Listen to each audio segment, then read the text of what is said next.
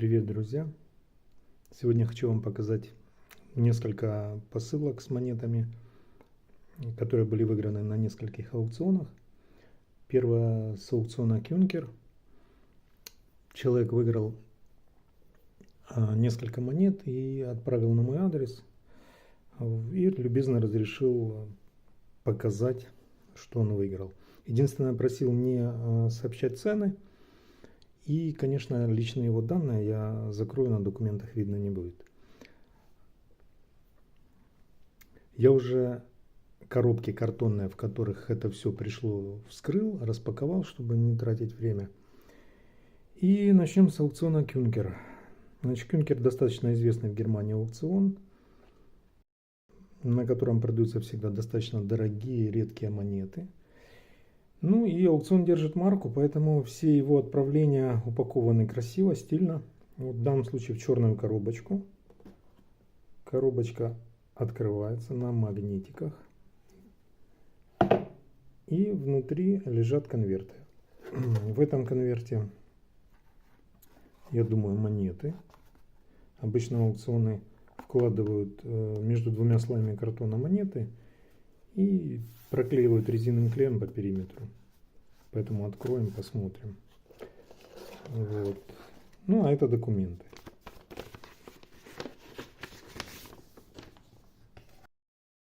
Значит, здесь, да, здесь инвойсы. Так, а здесь у нас то, что вложено в конверте. Значит, выиграл человек две монетки. Обе Веймарская республика. Обе в состоянии пруф. Значит, здесь 5 марок, 5 рейхсмарок университет Тюбинген. Стартовая цена была на монету 300 евро. За сколько человек выиграл, говорить не будем. И вторая монетка. Тоже стартовая цена была 300 евро. 3 рейхсмарки. Майсон. Тоже в состоянии пруф. По-немецки полиарте платы. Но вторая монетка в густой коричневой патине. Вот кому интересно реквизиты аукциона Кюнкер.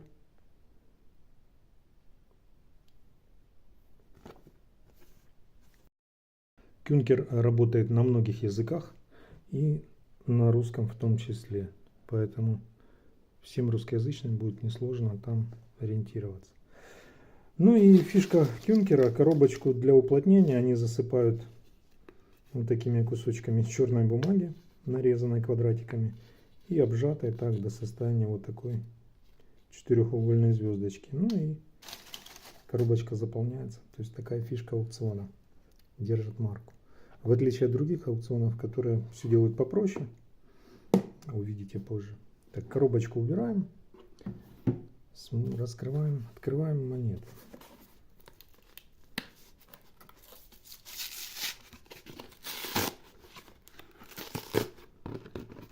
Ну, две монетки.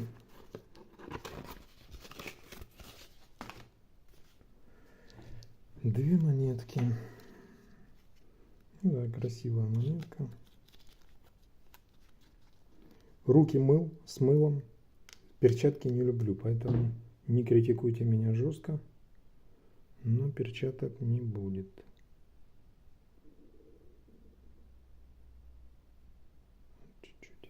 Чуть-чуть шатается у меня. Подвешен телефон на стоечке. Ну вот, монетка в пруфе. Ну, на ней есть легкая патина, которая может так визуально уменьшает ощущение состояния пруф. Но это реально пруф. Видите, да? Темное блестящее поле. Вот так вот. Матовый рельеф. Или наоборот.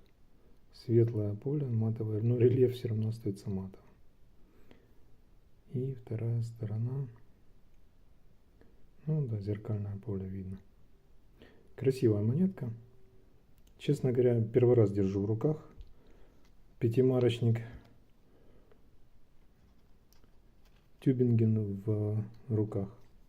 Приятное ощущение. Монета реально нигде естественно, ни в каком ходу не была, находилась в какой-то коллекции. Ребро монеты просто острое.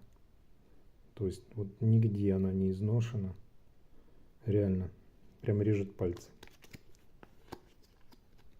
Возвращаем монету на место. И посмотрим, что у нас со второй монетой. Резкость поднаведу. Да, монета, конечно, в очень густой патине. Это надо быть большим любителем монет в густой патине или очень-очень доверять аукциону, потому что визуально понять, что под патиной, ну да, видно. Вот я сейчас ловлю свет из окна, да, видно, что поле зеркальное, но настолько густая патина, что понять, что под ней, крайне сложно. Если вот так вот просто смотреть на монету, кажется просто черная грязная патина на обычной монете. Тоже края очень острые у монеты, то есть монета нигде не ходила, естественно, в обиходе не была, лежала в каких-то коллекциях. Вот видно, поле действительно зеркальное, но что под патиной, насколько там оно яркое и чистое, сказать трудно, потому что достаточно часто бывает на вот таких монетах Proof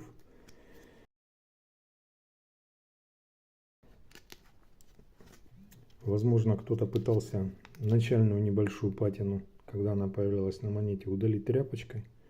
И результат получались такие микроворсинки, царапинки, направленные в каком-то направлении, туда, куда терли. И, конечно, монеты портятся, ну как выглядят, считаются испорченными, выглядят они очень уже непрезентабельно и на аукционах продаются дешевле, ну и уходят хуже.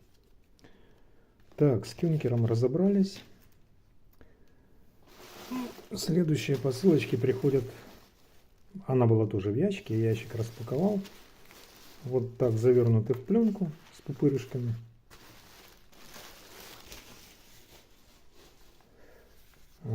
Документы и монеты, как видите, вот тоже в таких же склейках из картона. Значит, в первой склейке у меня тут слаб. Монету я купил в слабе одну. Это у нас Пруссия, университет Берлин. МС-63, слаб PCGS. Монетка красивая, с такой легкой патиной. Через слаб, конечно, сложнее передать, потому что он отражает свет. Но, тем не менее, выглядит все красиво. Самое интересное, что я на этом аукционе ставил много ставок, наверное, с десяток. Ну и практически все перебили. Но 3 лота я поставил ставки, и в принципе я не торговался. Я, честно говоря, не думал, что я выиграю, потому что последние тенденции это наши же сограждане из постсоветского пространства очень активно все скупают на аукционах и перебивают, монеты уходят за очень завышенными ценами, так как в Германии все-таки они дешевле стоят. Поэтому обычно конкурировать сложно. Но в данной ситуации по какой-то причине меня не перебили. И, в принципе, я монеты купил недорого. Веймарская республика. 3 марки Марбург. Состояние штемпельное. Монетка, думаю, будет отправлена на слабирование. То есть, как бы, претензий к монете в принципе нет. Думаю, будет достаточно высокий грейд, потому что монетка в очень хорошем состоянии. Вот. И еще одна монетка. Тоже Веймарская республика. Тоже 3 марки. Но эта монетка уже пореже и подороже. Это монетка Динкельсбюль. Вот так она выглядит. Она, конечно, не в супер люксовом состоянии. То есть на аукционе было написано Vorzüglich Stempelglanz. Это что-то среднее между АУ и UNC. Но мне кажется, они все-таки немножко недооценили, поэтому такой МС-63, думаю, монета может получить вполне. В принципе, повреждений на ней я не вижу никаких. Монета красивая, по гурту никаких проблем. Ну и реверс тоже очень красивый. Поэтому монетка тоже зачет. Сейчас скажу, за какие деньги они были куплены. Давайте посмотрим теперь на цены. Вильгельм II, Берлинский университет. Значит, монета обошлась в 112 евро.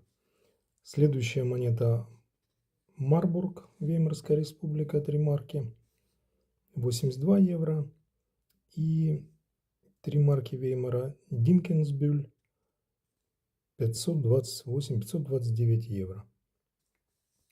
То есть вот в первой колонке это у нас цены, по которым монеты ушли с аукциона. Премия аукциона 17,5%. Ну и, соответственно, вот эта итоговая цена.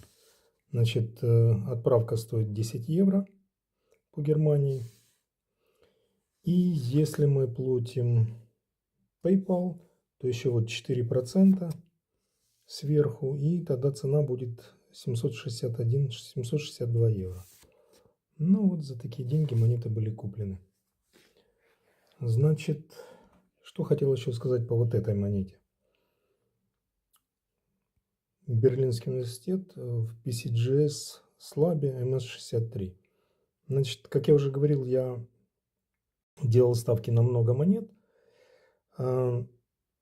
Делал ставки с резервом, то есть который уже меня бы ограничивал, чтобы, как говорится, покупать с трезвым расчетом, а не на эмоциях. Потому что если покупаешь на эмоциях, то борьба может захватить и купишь неоправданно дорого монету. Поэтому просчитываешь, насколько выгодно, вернее, насколько можешь ты себе позволить, как дорого купить монету, ставишь резервную цену, и дальше уже можно не переживать. Если ее перебивают, значит, это не твоя монета. Если не перебивают, монета тебе достается. И вот эти три монеты я выиграл, но вот эта монета продавалась рядом с точно такой же монетой в слабе PCGS, но MS64. И борьба основная была за ту монету. То есть она ушла где-то примерно 180 евро, это без премии аукциона. А эта монета как-то осталась в стороне. Ну вот я ее выиграл. И при уже анализе цены, то есть как бы я понимаю, монета мне обошлась в принципе дешевле, чем бы я ее слабировал сам. То есть такие монеты в Германии сейчас стоят в штемпельном состоянии порядка 80 евро. Плюс 35 евро слабировка. Итого у нас получается 115. А монета ушла за... То есть мне досталось за 111.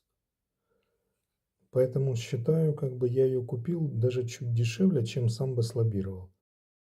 Но в среде коллекционеров на любых нумизматических площадках, выставках дешевле 80 ее не купить. Поэтому считаю, хорошая покупка. На этом все. Благодарю всех за внимание. Всем удачи. До новых встреч.